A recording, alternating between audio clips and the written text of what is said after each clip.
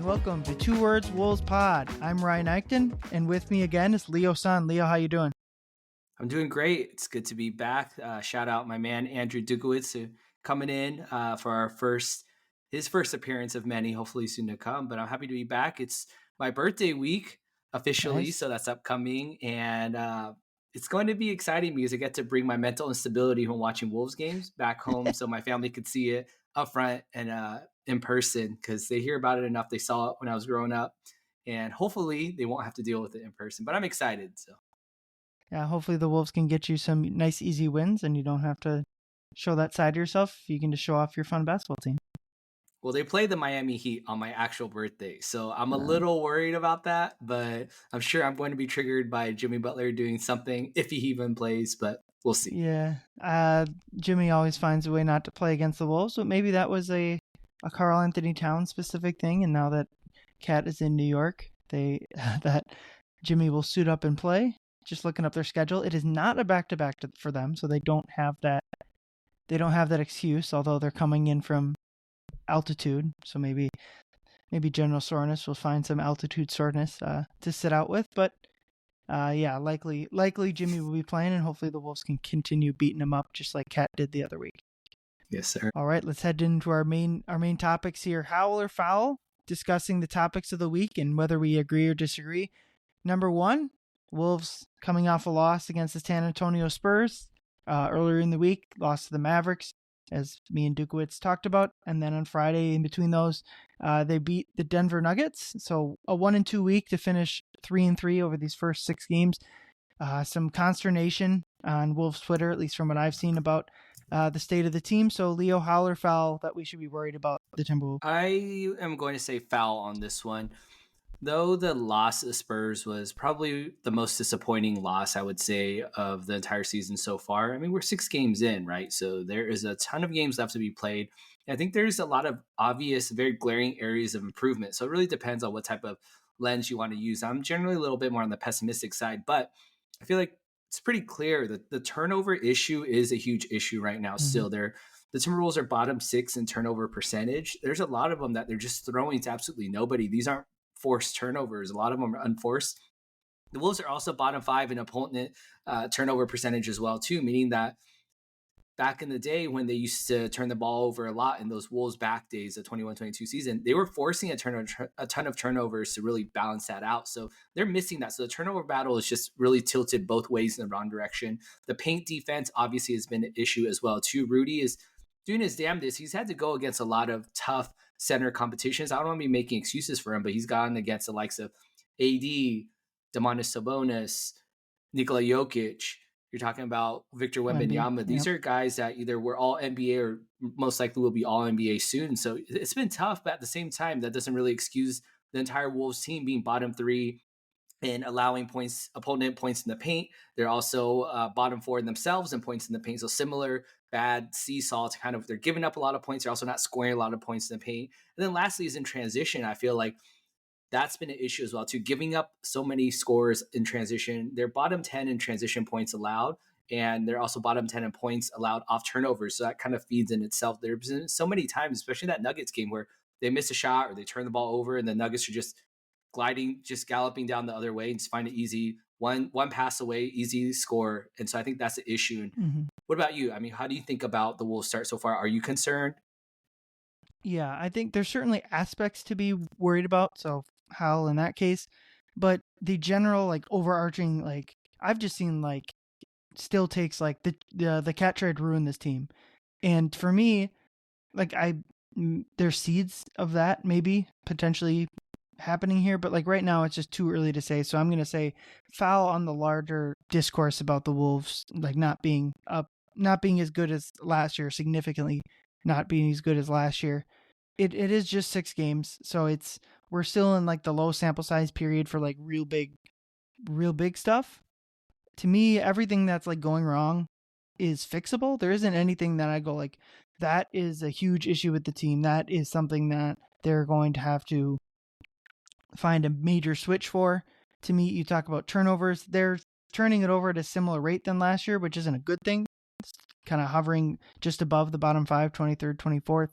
if they need to clean that up. The rebounding hasn't been great. That might not be fixable, but ultimately, let's see where they are in defensive rebound percentage. They are 17th. So defensive rebounding, they're around average, and it's probably better when Rudy is on the court, which is he's going to be down the stretch of games.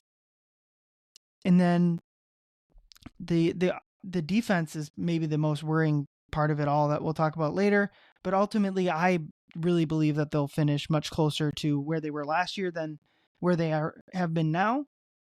There's certainly like just so many things they got to work on that they need to do better with, but there's been enough flashes for me with them that I'm not fully ready to tear them down yet. I don't think I clarified my point very well. I agree completely with you in that those areas I talked about, those areas of improvement, you mentioned as well, two things that are very fixable. I agree. I think that they're very fixable. And that's why I called foul on this. I'm not at a state of panic with the Wolves yet, is that these are things that will be able to be rolled out and to be fixed out and to be, taking some time really going through some real game reps now.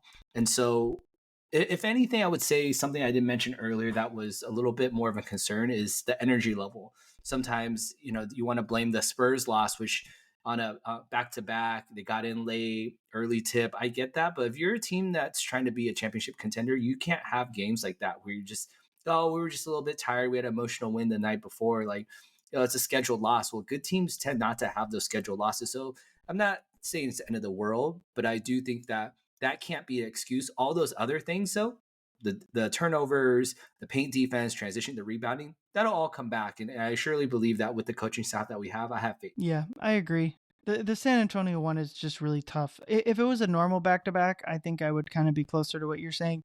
But because the Denver game was a late night game, so the amount of time between tip times was 21 and a half hours, or 22 and a half hours, excuse me. That is just not enough time. And to me, if you're like making the NBA schedule, games have to be within 24 hours, or you have to have 24 hours or more between minimum, games. right? And if it's not, it has to be like a home back to back, because otherwise, like, it's just such an unfair advantage for one of the teams, and that's fine in the sense of they'll get their first home win of the year is against Toronto, coming off a back to back, and I remember looking at the schedule, they have more advantage rest games than they have disadvantage games. So it stinks to lose to San Antonio, partly in due to the travel, but also they'll get another game back, potentially another team's schedule. So there's 82 of them, so it's often not smart to look into one specific loss. But I agree that something just quite isn't clicking. Energy has been an issue. I'm always kind of hesitant. Energy is always going to look bad during the losses, and it looked fine during the Denver win. So, but there's something not quite right going on, and it might just be the start of a season. My guess is just the Randall transition from Cat is going to take time, and I think when they looked good in the preseason and Randall has played well, we kind of maybe forgot that was going to take time, but it was always going to be tough out of the break. And ultimately, they're still 3-3. That is by far plenty of time to start winning 50 games and get to the top of the West.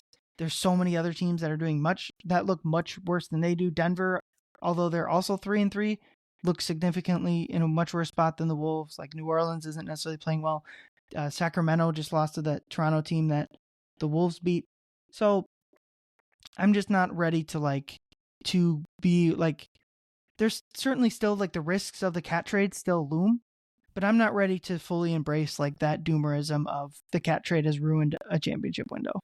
Yeah, I like that, Ryan. Keeping perspective of it, I mean, you and I have watched enough Timberwolves games in our lives, and a lot of my work at Canis Hoopus and just covering the team, I try to keep a wide lens on it to say that it could always be worse. And I'm not saying that should justify, okay, well, no matter what, as long as it's not as bad it was before, but I've seen what it's been like to cover and to watch a team that we should be worried about them. And right now, this is not one of those times. You talk about some of those other teams. I'm not going to dive into all 29 other teams, but I started this project. I'll probably tweet this out later. I did a little tier list about some of the other teams when thinking about, well, how bad or how concerned should we really be? And so there's a level that have probably equally concerning. The next level is it could be worse. And then there's at least we aren't them. And then last is I'd rather be David Kahn. And so there is about 15 to 17 teams that I have on these tiers right there. So again, I do think that there may be a time to be worried. Right now is not the time to. Yeah, I agree. Well, two names on the Wolves that if you were willing to worry about would be probably at the top of your list would be Mike Conley and Jaden McDaniels. Neither have played well to start the year, and some have wondered if some of the bench guys deserve a starting role. So Leo, howl or foul that there should be a shakeup in the starting lineup, potentially with Mike Conley and or Jaden McDaniels. Right now, it's a foul for me. I think you give them another 5 to 8 games minimum before we decide to really make a big shakeup to that starting lineup, moving Mike most likely to the bench for Dante DiVincenzo, maybe Nickeil Alexander-Walker. We'll talk more about how great he's been lately, but if he's continuing to play at that level, then there's got to be a change to be made. And if it's not Mike, then yeah, as you mentioned, maybe it's Jaden McDaniels. But I do feel that we can't just sit here and be like quarter of the way through the season and be like, all right, let's continue to just bang our heads into the wall and keep trying this thing. Like, is Mike Conley actually cooked, or is he really just taking some time? I believe it was Chris Hine, who is on the beat for the Wolves, that tweeted that it was either Chris or Jace Frederick that said that Mike Conley has always been a slow starter in October, that he really ramps up starting in November. And so, yeah, he maybe didn't have a standout performance in these 2 last games, but I'm willing to give him time. I mean, the man is in his late 30s now. And so, I'm willing to give him that. I think it's less to do with maybe perhaps Mike and Jaden coming out more than it is having someone else that could protect the paint other than Rudy. That's maybe the bigger issue that I'm worried about. And I don't know if that's something in the starting lineup. I mean, you don't take Rudy out. Julius Randle is playing great. There's no need to really take him out. It's not like there's someone else that's going to be offering great paint presence to come in to fix that. As much as we love Dante and Nickeil, that's not really our weak points right now is perimeter defense. It's really about the interior. So for me, I'm saying foul. What about you, Ryan? Yeah, I'm saying foul. If you're like looking for the areas why the Wolves haven't won as many games as you'd like, and ultimately like we talked about last week, 2-1 will get them if they win 2/3 of their games, they're gonna hit the over on the season. Like they're one win away from that. So like they're like one game behind pace. Like so I think like you can't overreact to a single game basically. But if you're looking for the reasons why they're not playing as well as you'd like, to me, Mike and Jaden are the main reasons, and especially why like I'm not willing to like denigrate the trade, because ultimately it wouldn't matter if Cat was still on the team and Mike and Jaden were playing like this. You would still be seeing the struggles, and ultimately you might be seeing more struggles because you wouldn't have the extra depth DiVincenzo provides. So you maybe you don't win the Dallas game or the Denver game without the trade. I don't know. But I'm going to go foul with changing up the starting lineup just for me because I think people overrate like who actually starts. It's about who finishes to me and who gets the minutes. And if you're saying, if I change this question to should Mike and Jaden see their minutes drop, I would say absolutely. Now, Mike hasn't really been playing large minutes, so that doesn't really match up there. But like Jaden has seen his minutes cut. At the end of the Denver game, they went with Na down the stretch. They've been playing DiVincenzo and Naz Reid more as much as they can. So that'd be my thing. Continue to keep the starting lineup probably even longer, like 20 games, as long as everyone's healthy. To me, that's not where you're going to see like an added benefit. To me, it's more of you switch around the rotations, find different lineups that work, and just overall probably playing Mike and Jaden less, especially down the stretch of games potentially. Yeah, I agree with you. I do think that there is some knobs to be played by Coach Chris Finch to figure out who really should be getting more minutes. I mean, you talked about it just right now. Nickeil closed that game versus Denver, and he was absolutely on fire on both ends of the court. And so, yeah, maybe those are times where we need a little bit more of his minutes late in the game. And yeah, I'm 100% with you. I think if you change your starting lineup, make a big drastic change, that's just going to lend itself into a domino effect to creating more new issues now to deal with, right? Where it's okay, well, now it's not maybe necessarily the starting guard play, but maybe now it's now Julius doesn't know how to fit around that, or he doesn't know how to. Rudy now maybe doesn't know how to play next to Nickeil as well as he does with Mike, and so there comes this domino effect. And so I think right now it's about finding a little bit of stability, and I don't think 6 games is enough yet right now to make that shake up. Yeah, I agree. An interesting tweet I saw was from Jake Painting of Howls and Growls. In the 123 possessions that Jaden McDaniels, Mike Conley, and Joe Ingles have been off the floor, The Wolves have a 130 offensive rating, which is 99th percentile, 101.6 defensive rating, 94th percentile, a net rating of 29.3, 100th percentile. Their effective field goal percentage is 100th percentile. Their turnover rate, 94th, as in good. So basically, when you're really three problem people, if you throw in Ingles, when those guys aren't playing, so when the Wolves are playing their 5 best guys, they're playing as well as anyone in the NBA. And to me, what that just signals is if you can just get Jaden McDaniels and Mike Conley back to playing not even good, but just like fine or mediocre, or even just like kind of bad, they're gonna start their numbers are gonna start ticking up as a team. So ultimately, if like the discussion a lot is Mike Conley is cooked, if that's true, then yeah, the Wolves are probably in trouble and they're not going to win. If Jaden McDaniels isn't going to take a step forward or even a step back, yeah, the Wolves are going to be in trouble. But I ultimately don't think that these 6 games point to that yet, and it's going to be a while before like I'm willing to go all the way there. Awesome. On to topic 3, the other main point of frustrating play for the Wolves is their defense, which finished by far first in the NBA. And if you rate it to what league averages, it was probably one of the best defenses of the past 10 years. And the Wolves have just not been close to that this year. They are 18th in defensive rating. That is just, if that continues all year, they're not going to get to where they want to be at the end of the year. So Leo, holler foul that this Wolves defense is going to end the year much worse than it was last year. I'm saying howl for this. I think the Wolves defense will end up worse than last year just because of how high the bar was set last year. They were out there like gangbusters on the defensive end. They were taking names. Everyone knew their role, and for good reason. Last year was the second year of that Cat Gobert iteration. They really had a lot of time to figure things out. Elston Turner, one of the lead assistant defensive coaches under Chris Finch, really got them playing together on the same page. And I wish that there's an Elston Turner cam that could be on throughout these first 6 games, because the amount of times that the Wolves blow a rotation or someone just didn't get back or just matched up incorrectly or they're playing, I don't know, God, why they continue to run this zone defense that is just getting absolutely punked every time, where you see Elston Turner just kind of shrug his head every time and kind of shake his head like, oh my God, like you could tell how frustrated that he is. And I would be just as frustrated as he was. It's understandable. I mean, Elston Turner has been a guy that has really gotten the Wolves to turn in a really, really impressive fashion on the defensive end, and they're not doing that. So I could see that all the work that he put in and Chris Finch put in the past just kind of went right out the window, and they got to start all over again, learn how to get everyone bought into their new roles. There are some changes. It's not so simple as Cat out, Randall in, and that's it. Like there's a lot of, they're completely different players. And now the rotations are different. There's no more Kyle Anderson, who was just a huge safety net at the end of the play, where he can just come and he could blow up a play, he could get a little steal, he could get a deflection. And we don't have that type of player. We have different great defensive players now. Dante is not a bad defensive player, but he's not a Kyle Anderson. And so I think personnel also comes into play there.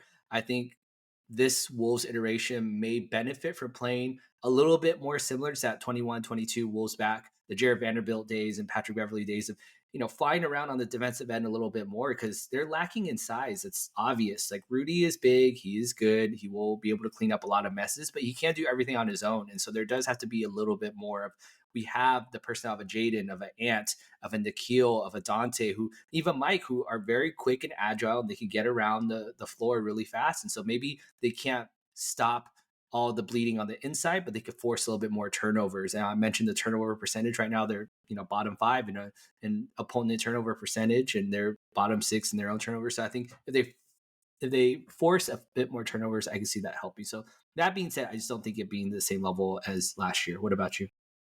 Yeah, I'm going to go foul, only that I don't think they're going to be much worse than last year.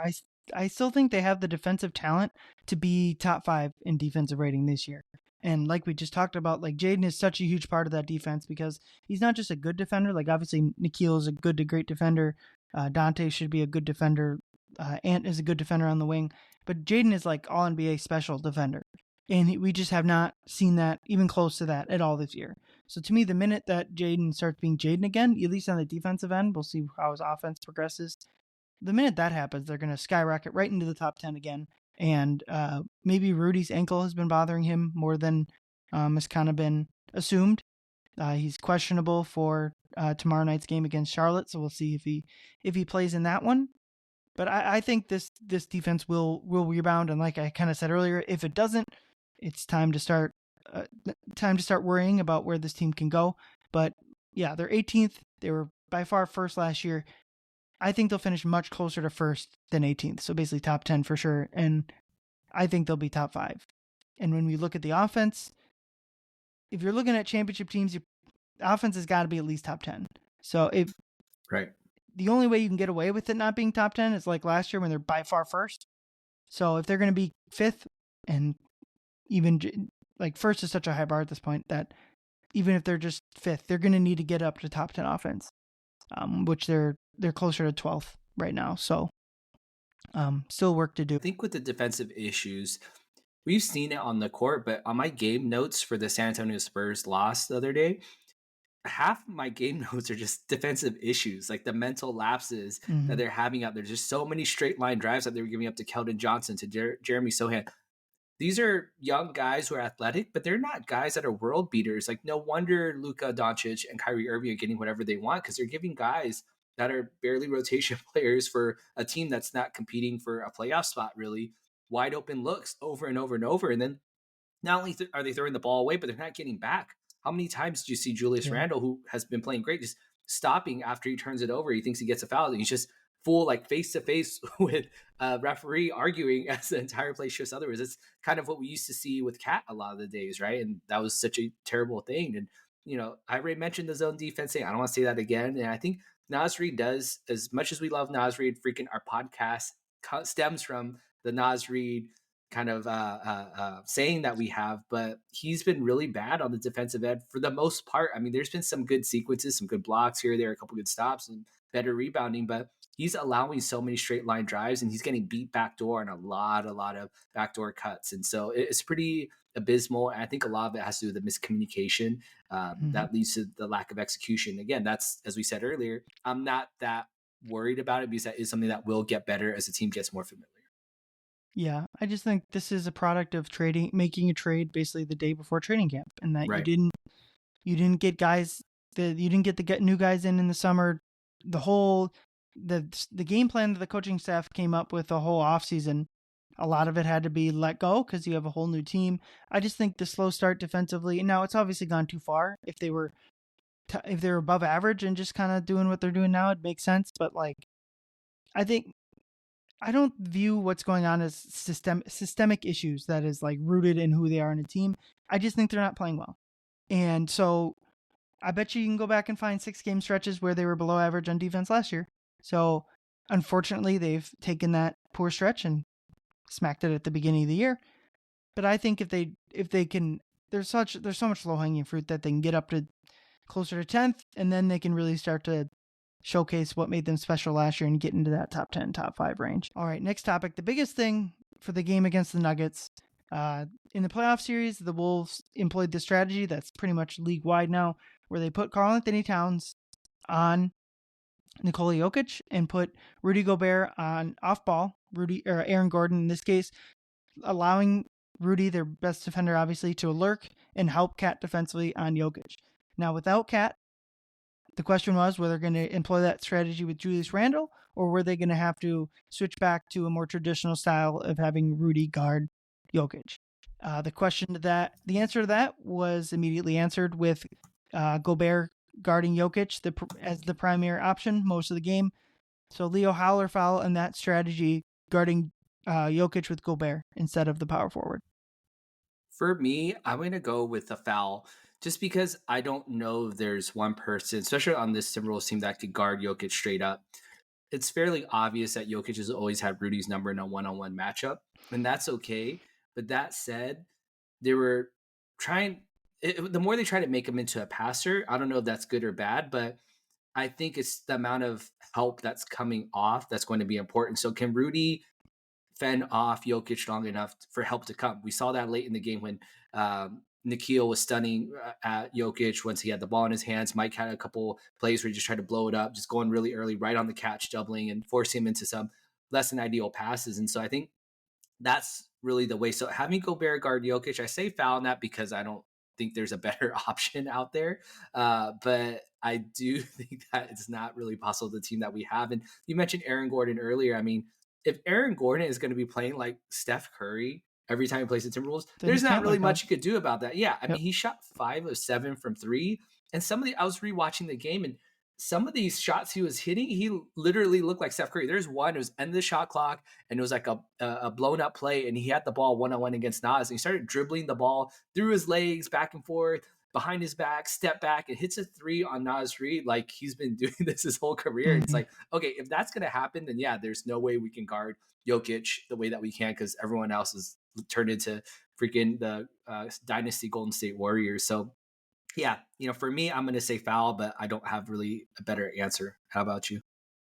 Yeah, I'm gonna go Hal. I think this is the way they should go. They should with their starting unit out there. I think the best thing is to put Gobert on Jokic. The lurking thing, I don't think that Grandal has the size. He certainly has the strength and the weight to go with Jokic as much as anyone does. No one really has the physicality for such a great player like Jokic. But to me, the length of Cat was like such a big thing that made the passes just a little bit harder. They all talked about in the locker room of you got to make him work. You got to make Jokic work. If it's easy out there for him, he's gonna pick you apart, and he might pick you apart anyway. But you got to make him work. And to me, the Rudy gives them the best chance to make him work. Now, what I did like seeing them do was they did switch it up when Nas and Gobert were sharing the court. They had Nas on Gobert or on Jokic a little bit. Randall guarded him a few possessions. That to me, that's give him different looks. He's probably gonna pick out everything you do. That's fine. He apparently with 6 minutes left, he knew the Wolves play that was running, which is just insane. Gobert and Ant were talking about that in the locker room, just like how does he's cheating? They said he's cheating. So I don't. That's just insane. But like you said, I don't think they really have a better option. That's to me the main downside of this trade is that Denver doesn't go from like this amazing matchup that you have, and now it's probably a neutral matchup. Denver's got bigger problems though than the Timberwolves right now. So yeah. Which, if you're at this point, it seems like Dallas and Oklahoma City are the two teams you should probably be worried about, and I think the new trade kind of fits better with those teams. So sacrificing a Denver advantage might not be the worst thing. But yeah, like you, I think they don't really have a better option. And at the very least, in a regular season setting, it's probably good to get Rudy the reps of guarding Jokic. And I thought he did a pretty good job, especially at the end. He talked about that potentially game time three from Jokic, that his plan was to foul up three. And this kind of reminds me of something Jokic would do, where Jokic was Rudy said that he saw Jokic like trying to draw the foul or the minute Rudy touched him, was he going to try to go up for three and try to get 3 free throws? And Rudy's like, well, I was going to foul, but he's clearly trying to get 3 free throws. So I'm just going to play defense, get a contest. And he did. So I think that shows that like, as much as anyone can guard Jokic, hopefully Gobert can kind of do as well as anyone can. Yeah, I do have to give Gobert his credit. I mean, we don't have to dive deeper into the whole Christian Brown dunking on him and that type of thing. But as much as Jokic really got his against Gobert, and he always has, I mean, Gobert still put up 17 points, 14 rebounds, 3 assists, 1 steal, and 2 blocks. And so I'm not saying that Gobert on the offensive end is what's going to take to really even out his matchup against Jokic. But again, credit to Rudy. He played a really solid game despite the optics of what it looked like. And so credit to him. I don't want to bury the lead here, but I mean, you said maybe we'd have a better option here, but Jesse Edwards, does that someone with length and athleticism? I don't know, Brian. I'm just putting the name out there. So I don't think he was in the building that night. He's not from what I saw. So he was on a G League assignment, I think. So at the very least, not an option for the first Denver matchup. Well, you mentioned backup center. Wolves don't really have a true backup center. I know people probably think of Nas as a center. He's not. To be honest, he's kind of closer to small forward than he is at center at this point. But they don't have a backup center. So Howler fouling that. To me, I'm going to go Howler fouling if they need a true backup center. And to me, I'm going to go foul only in this sense that if they can find a buyout guy that gets you a small role, that's fine. That's good. In a long regular season, probably good to have that type of player.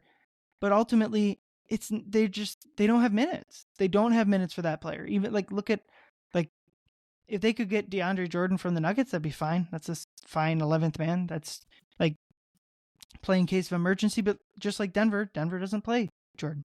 So to me, they just don't have minutes. So it's just not a big worry. We're all trying to look for minutes for Minot and Dillingham and Shannon.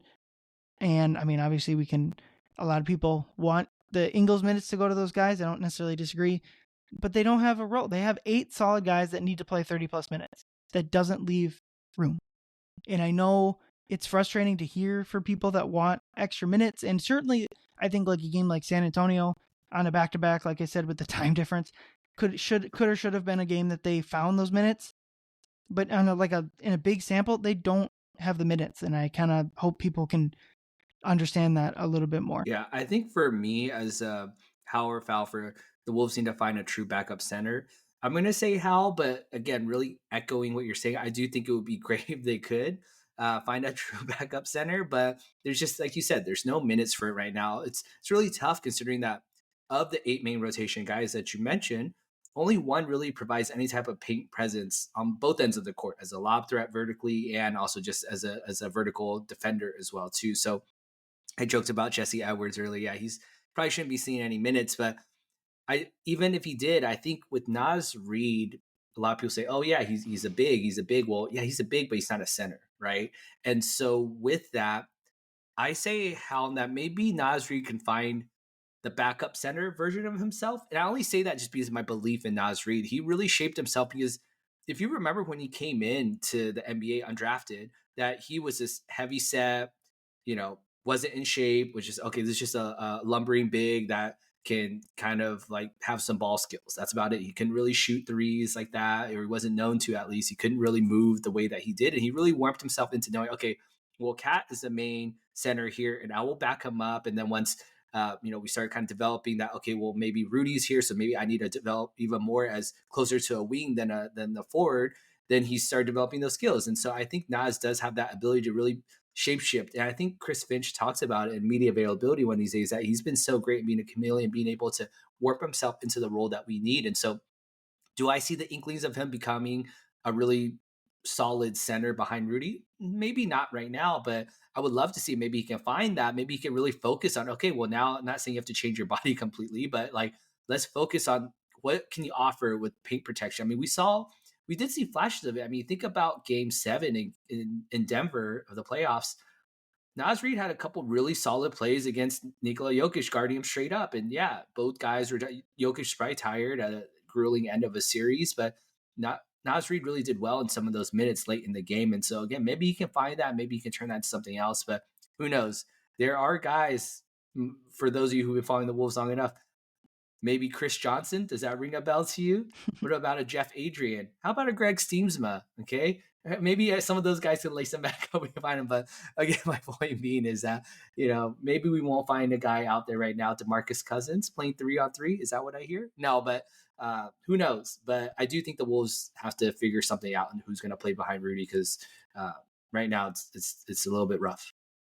Yeah, I agree that like that's an area, the backup center minutes are an area that they need to figure out and improve, and the rebounding and it's not been good so far. But to me, I don't believe that that's going to come from a signing or a trade, just because they're not going to trade any of their top guys, and so that doesn't leave a gigantic role.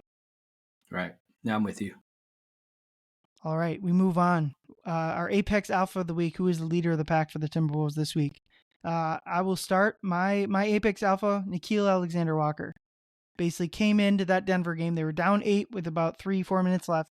He comes in for the aforementioned Jaden, who's been struggling, and just immediately makes an impact of the game. So they go down 10, and Nickeil hits 2 big threes, gets 2 free throws to set the game up for Ant to seal. And you could just tell how proud is a little bit the wrong word, but how excited he was to be able to do that. And he was, especially like Finch, he was so excited that Finch was calling plays for him down the stretch of games. And it's just, Nickeil has been dynamite all year this year. One of the few players that has just been A+ from start to finish. And he basically swung that Denver game for him, coming in, providing great defense, hitting big shots. Yeah, Ryan, I would second that, but you gotta call Nickeil by his real name now that Ant gave him. Nickeil Alexander M. F. and Walker. Okay, that is his name from now on. That's what Ant was shouting as he was going down the tunnel after that Denver win, and I love it. I've mentioned this time and time again. I have no shame in saying it. Nickeil is one of my favorite players on the team, and you just see that how much it energizes the team when he's really getting after it on both ends. I always think back to that. Again, we talk about the Denver series from a couple months ago. He loves taking that challenge on. You see him smiling, you see him really working and getting around screens, getting in their shirts and getting their jerseys and hitting shots. I mean, he was one of the many players that missed a lot of shots in the Spurs game, but he was still working his ass off on the defensive end. So I love Nickeil as that apex alpha for you. Yeah, I keep coming back to this. There are very few teams that have an eighth man like Nickeil. And especially when you look at like Denver, who is just struggling to find any sort of bench. They have their top five guys are great. We talked about Brown making that fun dunk over Rudy. They have their top five is great. But unfortunately, like Jamal goes out with a concussion. And if the Wolves' second best player went out during that game, that it would have obviously been a different game. But they don't have anyone to replace him. Where if the Wolves did lose, like like they basically lost Jade in that game, they had another replacement to come in. And that is just such a stark difference, especially Denver's the other extreme where they just have five guys and that's pretty much it. Where they're gonna win games like that. They're like their bench already won them the Nuggets game. They probably won them all three games because, like we said, the starting lineup hasn't been great. So it's just such a luxury to have Nickeil in there, and like Nas could have been that player to come in and and do well, and Dante could have been that player too. So that just the 8-man depth. I don't know if it doesn't seem like they have the depth beyond that eight, but certainly the top eight has just been fantastic. Yeah, Nickeil scored all 8 of his points in that fourth quarter Yeah. against the Nuggets, right? And so I'm being a little bit hyperbolic right here with it, but Nas Reed is talked about, okay, what kind of deals you need to get during the summer, and Nikhil's probably going to have to go. We can't afford him, whatever the case is, but we're going to have to. Charles Barkley meme. We're going to have to start a dialogue about whether or not Nickeil Alexander-Walker is going to be a priority this offseason. Because if he continues playing this way, I have a hard time thinking in a world where Tim Connelly's like, you know what, that's fine. Like, let's let him walk and let's just focus on someone else. And so we'll see when that time comes. If he's playing like this, yeah, I love it. Yeah. The discussion of the Wolves' three potential free agents, Nas Reed, Julius Randle, and Nikhil, will we'll table that until at least the trade deadline there, unless there's some news. But yeah, it's a good point that it's going to be extremely difficult, if not impossible, to retain all three. So the Wolves will have to decide potentially which of the two that they want to move forward with. And Nikhil is obviously making a fantastic case to be one of those people. All right, Leo, your apex alpha is who? I'm going with Anthony Edwards as my Apex Alpha. Yes, There you go. again, he was my Apex Alpha last week, and he is again this week. And it's hard not to pick him when you're on a nationally televised game and you have yet another epic comeback that was led by, yes, Nickeil, but also by Anthony Edwards as well, too. He was leading both on and off the court. What I really loved about it, other than the fact that he's hitting threes and kind of doing his thing, that he's putting up points and all that stuff, is that he's really seen a bit, showing a bit more of that self control and not allowing himself to just kind of hero ball himself out of a game.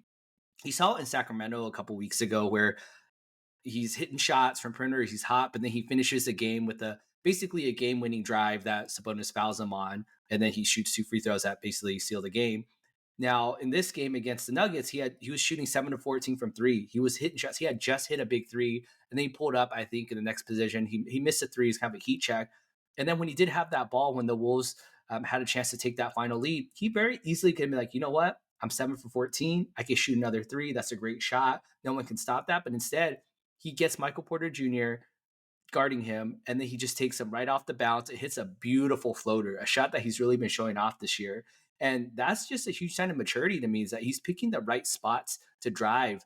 And again, for the win as well, too. So I love that. I just love that development. If he really has a consistent floater game that he can adapt into his now really fierce 3-point shooting, and obviously the way that he can finish at the rim, that's a legit 3-level score that can't be stopped right there. And so he's my Apex Alpha. He dropped the first big quotables, I feel like, of the season as well, too. And I mentioned them earlier when he said Nickeil Alexander, MF and Walker, but also when Dane had asked him post game, I forgot which game it was. I think it was a Nuggets game about Denver game. Oh yeah, about what do you say to the people that say that you're shooting too many threes? And he just said, "F them," like just Yep. straight up 2 words, right? 2 words, right? That's what we love here. And so it's funny to see because I mean, even though he is shooting a lot of threes, I saw this from Aaron Gleeman on Twitter. He says through in NBA history, through 5 games, who has made the most 3-pointers in their first 5 games? And of that list of 5 players, it's Steph Curry, it's Steph Curry, it's Steph Curry,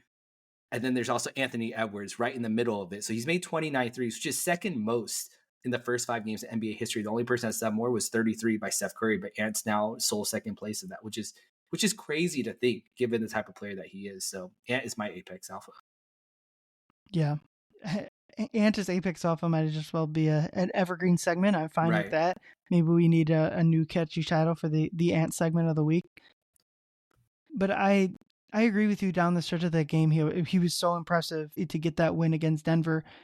We had talked about his 3-point volume, and it continues to rise since we last talked about it, and he's continued to knock down shots. Like you said, F him if people think he's shooting too much because he's hitting like 40% on highest volume in the league. That's an extremely valuable player. But what I was especially glad to see was down 1, 20-something seconds left. Instead of taking a step back 3, which he occasionally takes a ill-advised shot, he got to the rim, or at least got to the paint, shot a floater that hasn't always been in his bag, and knocked it down for the win. And that's like the biggest thing is like the threes are great. The making them at the rate is great, but there are going to be times, especially in the playoffs, where you need 2 points. You need 1 point. You just need any sort of offense.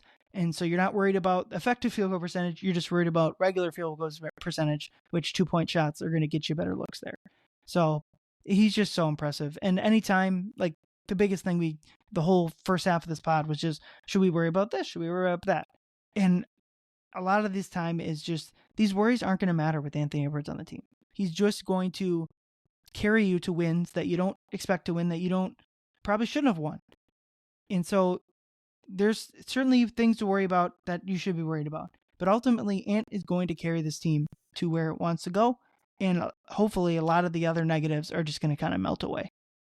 Yeah, you're kind of seeing it already pay dividends in his shot selection of, yes, he is shooting a lot of threes, but I have to imagine that the threat of him shooting those 3-pointers is allowing him to get to the rim for those floaters or for those finishes. Like, I mean, Michael Porter Jr. isn't a great defender by any means, but you got to think that he was imagining, okay, Ant's probably going to pull up and shoot a 3, and that's why Ant got, by him, when blew right by him to his left, like so easy for uncontested floater basically for the win. Mm-hmm. And so you can tell that all the Nuggets players were not ready for him to shoot that shot. No one rotated over. No one came up at the nail for help. They were like, okay, well, he's either going to shoot a 3 or he's going to kind of kamikaze drive to the rim. And he didn't do either of those. He found that in between game. He didn't take a turn around, pull up, bank shot off the glass, like, to try and hit the game winner. Like, he hit the best and most efficient shot right there at that point in time in the game. Yep, absolutely. Well, we'll stick with the Denver game, moving on to prey of the week, because my prey was the Denver Nuggets at large, because the Wolves just kind of continuing to beat them. They clearly just, like we've talked about, they have this new roster, the Wolves do, and Denver does to a certain extent as well, and the Wolves just beat them again. In a similar fashion where it seemed like with 3 minutes left, Denver had a 10-point lead, and the Wolves just snatched it from them again. So I just wonder, similar to kind of Dallas, where it seems like Dallas just for whatever reason has the Wolves number, it just seems like the Wolves have Denver's number. And to me, the biggest thing is obviously the Denver bench is like a huge issue for them.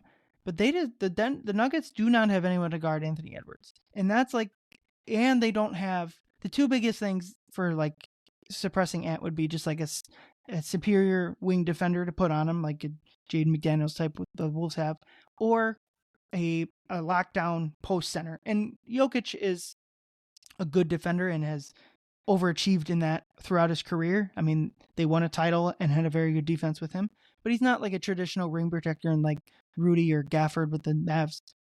So the Nuggets don't have either of the two big things that to me affect Ant. And so Ant will always be a good matchup for them. And especially like watching Murray, and obviously he had a concussion, so or at least was in the protocols for one, so it's hard to pile on him too much. But like he just looks slow and just doesn't have it, and that's one of the biggest things with Denver.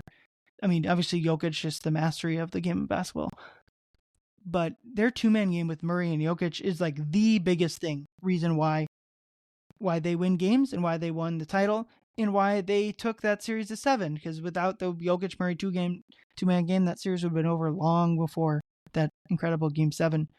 So I just think, did you agree with me that the Wolves just have like the Denver's name here?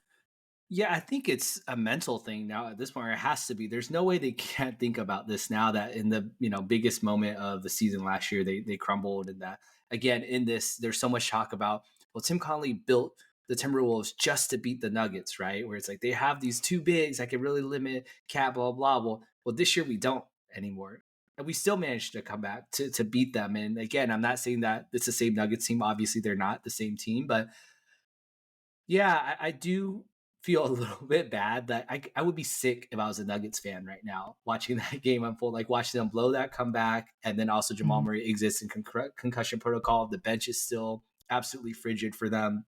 They don't have, I mean, who's their promising young talent really on their team right now? Is it Christian Brown? Is it Peyton Watson? I mean, you don't really Strawther know was good in what's the preseason. right. Yeah. So Strawther, maybe, and he didn't play that much against them because again, when the Wolves play them, I think it's funny we talk about some of the ways the Wolves have struggled, as you mentioned, but on the optimistic side, on the reverse, on the inverse side of it, Nuggets still had Michael Porter Jr. and Aaron Gordon, who hit a crazy amount of shots they don't usually hit. I mean, yes, I understand Michael Porter Jr. is a good 3-point shooter, but some of the shots that he hit were insane jump shots at the end of the shot clock that was heavily contested. So again, they got on that end of the spectrum in terms of the shot variance and shot luck, yet they still dropped that game despite Aaron Gordon and Michael Porter Jr. playing like that. And so, yeah, I'm with you. I mean, Nuggets for sure, Prey of the Week.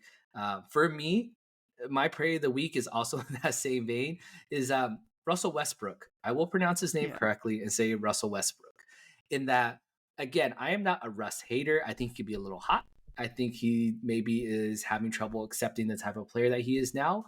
On the court, at least I'm sure off the court, I've heard nothing but good things of him as a teammate. But he made some key plays in the fourth quarter, and he did have to play a lot of minutes after Jamal Murray went out. So you can't say he wasn't part of that 12-point comeback in the fourth quarter by the Nuggets, where he took a 10-point lead. But he was also 1 for 8, and that one shot he made was like kind of wild in transition scoop layup that he kind of made. That again, he can make that shot, but he was 0 for 7 before that, or he was I think 0 for 6 before that shot. And he's really struggled against Minnesota in the last 3 years.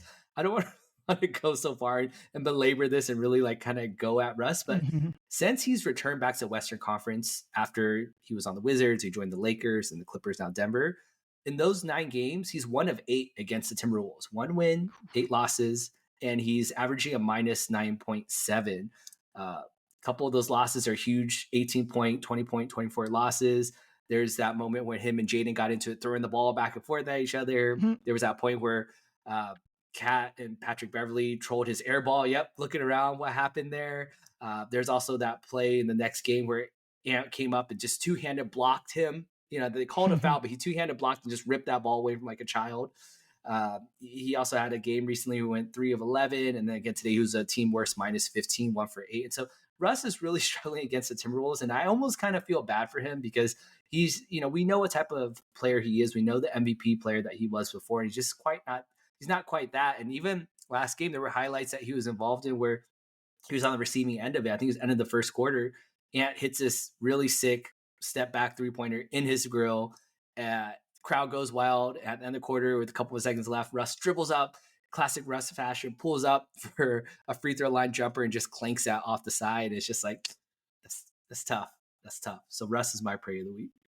Yeah, I remember in the offseason, the kind of the when KCP left the Nuggets and they were their media and their fans were looking at like what is going to improve with this team, and kind of the two pieces they pointed to were, from what I saw, Russell Westbrook and Dario Saric. And my immediate thought was like, that's pretty Oof. rough. Saric from the Wolves know that like he wasn't even that great when he was here, and that was a long time ago. And with Westbrook, I think if he's like your backup point guard that plays 10 minutes a game, I think that's fine. That's a fine role from him. And especially like he'll have nights where he's rolling and you can play him and certain matchups will work out, and that's great. He's certainly still an NBA player. He did have a rough night.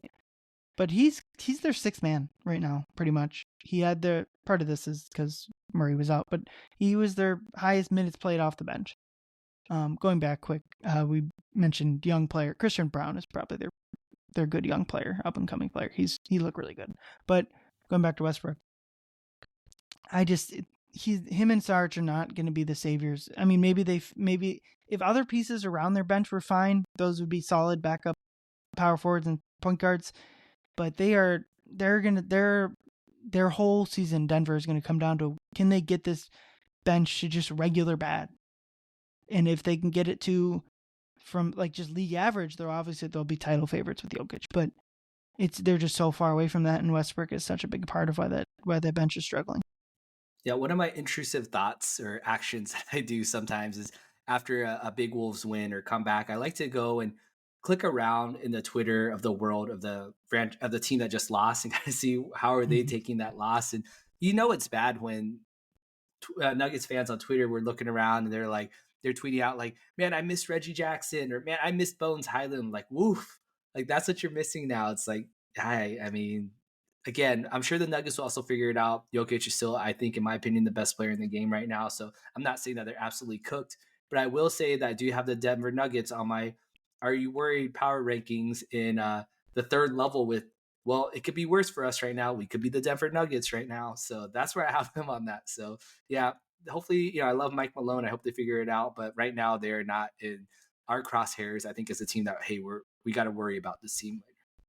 Yeah, and similar to the Wolves, like it's better to have this problem now. They have 80 Sure. or 70 something games to figure it out, and I'm to a certain extent, I think they will. They'll win 45 plus games at dead minimum, but and in the playoffs, like the bench issues will go down. They'll be able to play Jokic. They played him 40 minutes in this game. They'll be able to play their other starters more minutes, which they'll be able to stagger and more. So like the issue will go down, but ultimately it'll be interesting from a Wolves perspective just to kind of see how they do all year, because they're still title contenders and a team that won the title just 2 years ago. So finally, moving on to our 2 words, basically our 2 words to describe the current state of the Wolves. For me, I'm going to go with soft schedule. Now, this is not looking at their season-wide schedule, but their next 6 games are all winnable, and ideally, you'd like to probably go 5-1, if not 6-0. So, Charlotte, the Bulls, they got 3 games against the already tanking Blazers. The aforementioned game we talked about with the Heat is sandwiched in there too. So there's 3 Portland games. They play them 3 times in the span of 6 days. That's pretty insane. Unfortunately, kind of feels like they'll probably lose one of those games just because like it's hard to beat a team 3 times in 6 games, but also Portland's pretty bad. And two of the 3 games are back-to-backs, although 2 of them are back-to-back in Portland. That is weird to play in an opposing arena in back-to-back nights. But what do you think about, can the Wolves go 6-0 in this stretch, 5-1, or unfortunately is like their struggle is going to kind of keep them at 4-2? Well, last time you asked me, can the Wolves start 3-0, or what do you think they're going to start in the first 3 games? I said 3-0, and I was wrong. They went 2-1. And so this time I'm going to say that they'll go 5-1 just to not jinx it again and say they're going to go 6-0. They end up losing one. But yeah, I mean, Ryan, those teams, there is one team, as you mentioned, the Miami Heat, that I have in my second level of my power rankings of probably equally concerning as us about how their makeup is of their team right now. They have a lot of question marks about how that team is going to move, not even just this season, but moving forward right now. But all the other teams are on those like top levels of, I'd rather be David Conn, or at least we're not them right now. So yeah, absolutely. I do think that soft schedule will help. And again, hopefully beating up against, I would say beating up against like lower teams, but you saw that against the Raptors. I mean, we really got to get going and really show off, okay, well, what could this team look like when they're starting to fire on all cylinders? So yeah, I do think soft schedule is very, very appropriate. Yeah, I will say, early in the season is not when you want to be playing these tanking teams, because like especially like Portland, likely by the end of the year they're going to have traded even half their rotation ready guys. Chicago probably won't do that, and Charlotte probably won't do that, so it's not a big of an issue. But like looking at the schedule, the Wolves play Utah in the final game of the year, Brooklyn second to last game of the year. Like they play Brooklyn twice in April. Like these are the times you likely want to play these teams, and not early in the year. But ultimately, if they're able to get wins, it doesn't much matter. And these are certainly teams that the Wolves should be able to go string some wins against. Yeah, I'm with you, and I mean, I don't want to put the Spurs in the same bracket because they do have a future Hall of Famer on their team that is probably not going to allow them to tank as hard as they did last year. But yeah, I mean, as you mentioned earlier in the season, they are a little bit more feisty. But man, if you've seen any Blazers games, and I hate to say I've watched quite a few Blazer games so far right now, it is not looking good. And Chauncey Billups is, I don't know how much more leash he's going to get as the coach of that team because they are not bought in right now. They're kind of a mess. So again, I don't want to jinx it, but those are teams right now that uh, I'm not really worried about. So Yeah, I mean, San Antonio's probably on the similar level of their next two games, Charlotte and Chicago. But San Antonio on the second night of a back-to-back is a lot different than any team on the set. Like, I don't know, what would you like if you play the 20th ranked team on the second night, 20th ranked team on a normal sense?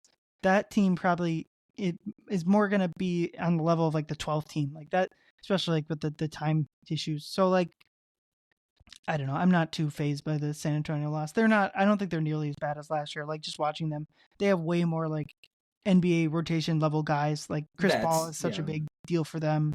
H Barnes is a quality NBA player, one of your sack buddies. But yeah, home Charlotte, at Chicago, 3 Portland games, and then a Miami game. Hopefully they can win a bunch of those. But Leo, your 2 words to close us out. My 2 words are growing pains. Yeah. In the eternal words of the great philosopher Malik John Nickeil Beasley, Rome wasn't built in a day. He said this about 3 years ago when the Wolves were trying to figure it out right now. And we knew that this was going to happen. We knew that in some way, shape, or form that the Wolves were going to struggle a little bit. We talked about it earlier about how the team got a huge change right before training camp. So there was obviously going to be some things that they're going to have to build that car as they're driving it type of thing right now. And so there's some things that they're justifiably behind, and we talked about that earlier: the defense, the transition, the rebounding, blah blah blah blah. But there's some things that they are ahead of the curve as well too. We talked about how, oh well, the Wolves are going to shoot more threes before the season start. Well, I mean, they are top 10, top 5 in shooting threes right now, both in percentage and in attempts made right now. So they are ahead of the curve in some ways. So I think, I mentioned it earlier, there may be a day that we should be worried about some of these pains being like, okay, well, maybe there's just something foundationally wrong with this team. But I think we're far from that right now. And I think these are just, those growing pains that you have. I remember, back in the day watching those young Wolves growing up and, with Wiggs and Cat, and when Ricky was still here, it's that you knew that it was going to be a season long of growing pains, that there wasn't necessarily going to be a payoff at the end of that season. We're talking about season long growing pains, but this is just part of one small segment, I think, of growing pains in just this one season alone. I think by the time that this calendar year flips over to 2026, that will be looking a lot better than we are right now in theory. So what do you think about that? Yeah, I agree. I think there's like rightful discussion about like are the growing pains worth it for a team that is looking to win the title? Should they have put themselves in a position where growing pains were going to be a thing? I think there's good discourse to be had about that. Personally, to me, it's just we're gonna have to wait. Unfortunately, it's gonna take a year or two before we can really. Same with the Gobert trade. Luckily, them kind of going to the Western Conference Finals, I think, has paid off the Gobert trade and more. And the Cat trade is going to take some time. If they struggle this year, then yeah, it's not going to look good. If they make the Western Finals again, obviously, that trade will get praised. So I think people want to overreact, and that's completely fine. Not telling people what to do, but for me, I'm going to keep waiting till at least the 20 game marks before I really start making grand conclusions about what this team is going to be. 100%. I'm with you on that. We got time. Time's on our side right now, and I'm going to try and enjoy the ride as much as I can. Yep, for sure. Awesome. Well, looking at our schedule for next week, Leo and I will be back next week. I'm hoping to have another episode for you guys this Wednesday, but Wolves tomorrow night against Charlotte. Weird game tip-off time. I was trying to figure out why it's at 8 p.m. Central. The reason is that every single NBA team is playing tomorrow. So, this is in advance of Election Day where no one plays on Tuesday. That said, please go out and vote. Very important. Certainly not gonna tell you who to vote for, but just please go out and vote. But yeah, they play Charlotte at 8 p.m. Central. All the games are like 15 minutes apart. So if you're looking for a league pass night, it should be a fun one. Just watching games come down to the end, and then a back-to-back where they're in Chicago. I'll be at that one, driving out to Chicago, and then home against Portland to close out the work week. Leo, anything else? It's going to be a fun week. I think it will be better than last week, not just because it's my birthday, but I think that, as you mentioned, it'll be a favorable schedule for the Wolves. Hug your loved ones, spend time with your friends and family. It may be a wild week, as you mentioned, Ryan, with the election season coming up. So yeah, do your due diligence, go out, make your voice be heard, and we'll see you all soon. Make sure you drive safe.